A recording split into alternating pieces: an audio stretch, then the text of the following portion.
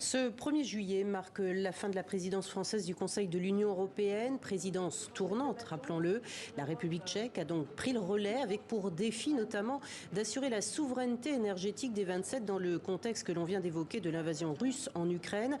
D'ailleurs, Paul Germain, notre correspondant à Bruxelles, qu'est-ce qui va réellement changer entre ces deux présidences, française et tchèque? Côté tchèque, on dit quoi? Eh bien Isabelle, il y a d'abord ce qui ne va pas changer. La présidence tchèque va encore être dominée par le dossier de la guerre en Ukraine.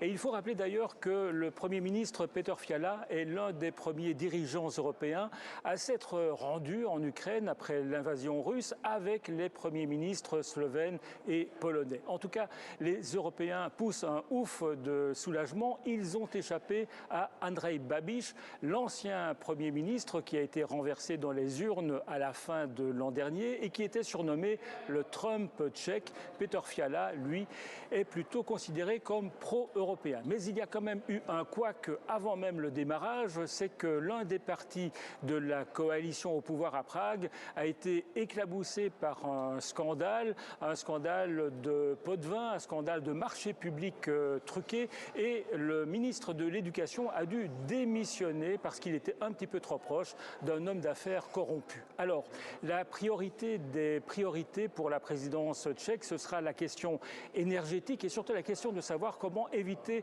la pénurie en Europe. Et puis les Tchèques vont devoir organiser la toute première réunion de la communauté politique européenne. Vous savez, c'est cette idée d'Emmanuel Macron de créer un nouveau club de rencontres européens dans lequel les 27 pourraient rencontrer des pays voisins comme l'Ukraine, mais aussi la Suisse. On demande à voir.